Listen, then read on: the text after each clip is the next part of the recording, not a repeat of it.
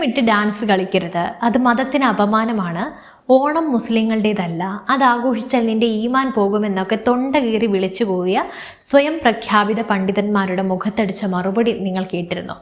പണ്ഡിതന്മാർ ഫത്വ ഇറക്കി, വസ്ത്രധാരണത്തിനും സന്തോഷത്തിനും വിലക്കുകൾ ഏർപ്പെടുത്തി. പക്ഷെ പെൺകുട്ടികൾ ചെയ്തത് എന്താണ്? സെറ്റ് സാരിയും ഹാഫ് സാരിയും ഉടുത്ത് തലയിൽ തട്ടവും കെട്ടി കേരളത്തിൻ്റെ തെരുവുകളിലും കോളേജ് ക്യാമ്പസുകളിലും അവർ തകർത്താടി. ചില മനുഷ്യർ മനസ്സിൽ ചുമക്കുന്ന വർഗീയതയുടെയും മൂഢതയുടെയും വിഷത്തേക്കാൾ വലുതാണ് തങ്ങളുടെ സന്തോഷവും സ്വാതന്ത്ര്യവും എന്ന് കേരളത്തിലെ പുതിയ തലമുറ തെളിയിച്ചിരിക്കുകയാണ്. മുസ്ലിം പെൺകുട്ടികൾ ഡാൻസ് കളിക്കുന്നത് അവരുടെ ഇഷ്ടം, പക്ഷെ തട്ടമിട്ട് ഡാൻസ് കളിക്കരുത്, അത് തട്ടത്തെ അവഹേളിക്കലാണ്. ഒരു ഗ്രൂപ്പ് ഡാൻസിൽ തട്ടമിട്ട പെൺകുട്ടി നിൽക്കുമ്പോൾ എല്ലാവരുടെയും ശ്രദ്ധ അവളിലേക്ക് പോകും, അത് വസ്ത്രത്തിൻ്റെ വിശുദ്ധി കെടുത്തും. ഇതായിരുന്നു അവരുടെ വാദം. ഒന്ന് ആലോചിച്ച് നോക്കൂ, ഒരു പെൺകുട്ടി എന്ത് വസ്ത്രം ധരിക്കണം, എപ്പോൾ സന്തോഷിക്കണം, എങ്ങനെയുള്ള പാട്ടിന് ചുവട് വെക്കണം, അവൾ എന്ത് ധരിക്കണം എന്നൊക്കെ തീരുമാനിക്കുന്നത് ഈ കുറച്ച് വിവരദോഷികളാണോ? സ്വന്തം വീട്ടിലെ പെൺകുട്ടികളുടെ സ്വാതന്ത്ര്യം പോലും തടഞ്ഞു വെക്കുന്ന ഇക്കൂട്ടർ സമൂഹത്തിലുള്ള മുഴുവൻ പെൺകുട്ടികളുടെയും മേൽ സ്വന്തം ആശയങ്ങൾ അടിച്ചേൽപ്പിക്കാൻ ശ്രമിക്കുകയാണ്. പക്ഷേ ഇവർ പ്രതീക്ഷിച്ചതൊന്നായിരുന്നു, സംഭവിച്ചത് വേറൊന്നുമായി. ചക്കിന് വെച്ചത് കൊക്കിന് കൊണ്ടു എന്നൊക്കെ പറയുന്നത് പോലെയായി കാര്യങ്ങൾ. ഈ ഉപദേശങ്ങളും ഭീഷണികളും വന്നതോടെ ഇതുവരെ സോഷ്യൽ മീഡിയയിൽ വരാതിരുന്ന പെൺകുട്ടികൾ പോലും തെരുവിലേക്ക് ഇറങ്ങി. പട്ടുസാരിയും സെറ്റ് സാരിയും എടുത്ത് തലയിൽ തട്ടവുമിട്ട് താളത്തിൽ നൃത്തം വയ്ക്കുന്ന പതിനായിരക്കണക്കിന് മുസ്ലിം പെൺകുട്ടികളുടെ വീഡിയോകളാണ് പിന്നീട് സോഷ്യൽ മീഡിയ പ്ലാറ്റ്ഫോമുകളിൽ തരംഗമായത്. വർഗീയതയുടെയും വിവരക്കേടിൻ്റെയും വിഷം വമിപ്പിക്കുന്ന പണ്ഡിതന്മാരുടെ മുഖത്തടിക്കുന്ന ആ തരത്തിലുള്ള കാഴ്ചകൾ അത് വളരെ മനോഹരമായിരുന്നു. ഒരു മതപണ്ഡിതൻ പ്രസംഗിച്ചു, നമ്മുടെ മക്കളൊന്നും ഓണാഘോഷത്തിൽ പങ്കെടുക്കരുത്, നമ്മളത് അവഗണിക്കണം. തൊട്ടുപിറ്റേന്നൊരു മുസ്ലിം പെൺകുട്ടി അതിന് കൊടുത്ത മറുപടി വീഡിയോ വൈറലായി. ആ പെൺകുട്ടി ചോദിച്ചത് ഒറ്റ കാര്യമാണ്, ഉസ്താദേ, നിങ്ങളുടെ തലയിൽ ഇത്രയും വലിയ വിഷമാണോ നിങ്ങൾ ചുമന്നുകൊണ്ട് നടക്കുന്നത്? നിങ്ങളുടെ പ്രായത്തെ മാനിക്കുന്നത് കൊണ്ടാണ് ഇതിൽ കൂടുതലൊന്നും ഞാൻ പറയാത്തത്. ഇതാണ് നമ്മുടെ പുതിയ തലമുറ. സ്വന്തം ചിന്താശേഷിയും ഭരണഘടന ഉറപ്പു നൽകുന്ന സ്വാതന്ത്ര്യവും എന്താണെന്ന് കൃത്യമായി അറിയാവുന്നൊരു തലമുറ. മതത്തിൻ്റെ പേരിൽ വേലിക്കെട്ടുകൾ തീർക്കാൻ വരുന്നവരോട് അങ്ങോട്ട് മാറി നിന്ന് ഉപദേശിക്കുക എന്ന് പരസ്യമായി പറയാൻ അവർക്ക് ഭയമില്ല. നമുക്കിനി കുറച്ച് വസ്തുതകളും ചരിത്രവും കൂടി പരിശോധിക്കാം. ഓണം എന്ന് പറയുന്നത് കേവലം ഒരു മതപരമായ ചടങ്ങ് മാത്രമാണോ? അല്ലേ അല്ല, അത് മതത്തിൻ്റെ ചടങ്ങേ അല്ല. ആദ്യമായി ഇതിൻ്റെ ചരിത്രപരമായ പശ്ചാത്തലം നോക്കാം. ഐതിഹ്യങ്ങൾ മാറ്റി നിർത്തിയാൽ ഓണം എന്നത് കേരളത്തിൻ്റെ വിളവെടുപ്പ് ഉത്സവമാണ്.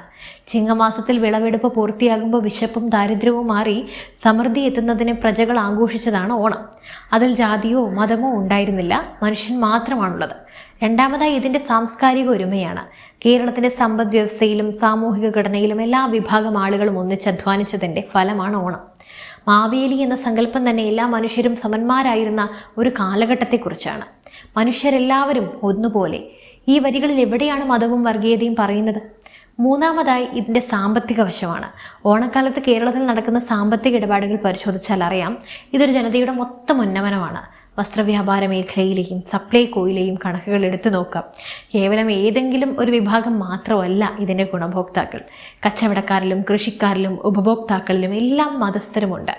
ഓണം ഒരു ജനതയുടെ ഉപജീവനത്തിൻ്റെ ഗുണഭാഗമാണ്. ഭാരതീയ ഭരണഘടന നൽകുന്ന സ്വാതന്ത്ര്യത്തെക്കുറിച്ച് ഈ മതമൗലികവാദികൾക്ക് വല്ല ധാരണയുണ്ടോ?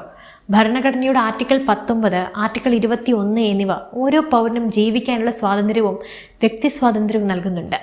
എന്ത് വസ്ത്രം ധരിക്കണം, ഏത് കലാപരിപാടിയിൽ പങ്കെടുക്കണം, എങ്ങനെയുള്ള സന്തോഷങ്ങളിൽ പങ്കുചേരണം എന്നത് ഓരോ വ്യക്തിയുടെയും മൗലിക അവകാശമാണ്. ഒരു സ്ത്രീ തട്ടമിടുന്നത് അവളുടെ വിശ്വാസത്തിൻ്റെയോ വ്യക്തിപരമായിട്ടുള്ള തിരഞ്ഞെടുപ്പിൻ്റെയോ ഭാഗമായിരിക്കാം. അതേ തട്ടമിട്ട് സന്തോഷത്തോടെ നൃത്തം ചെയ്യുന്നത് അവളുടെ സ്വാതന്ത്ര്യമാണ്.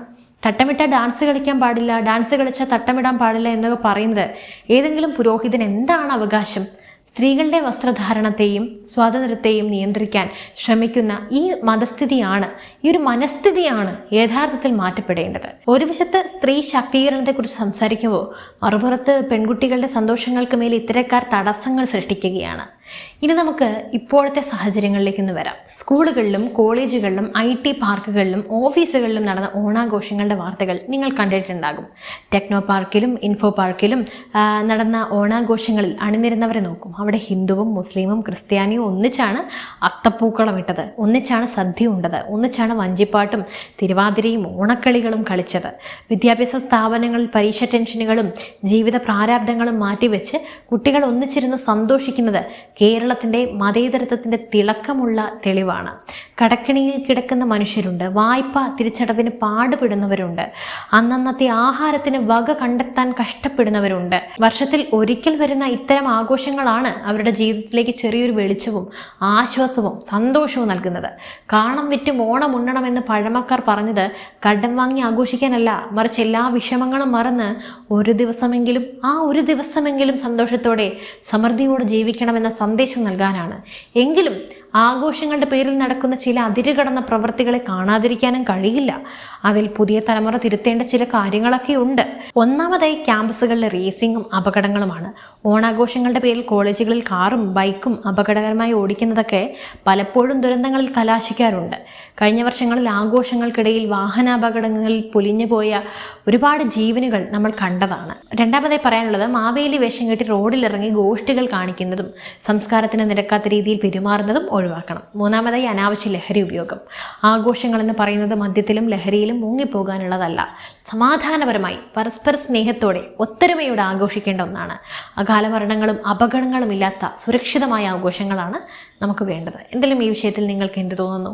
നിങ്ങളുടെ അഭിപ്രായങ്ങളും നിങ്ങളുടെ നിർദ്ദേശങ്ങളും തീർച്ചയായും താഴെ കമൻറ്റ് ചെയ്യൂ. മറ്റൊരു വിഷയമായി വീണ്ടും എത്തും വരെ നന്ദി. News desk IBN Malayalam.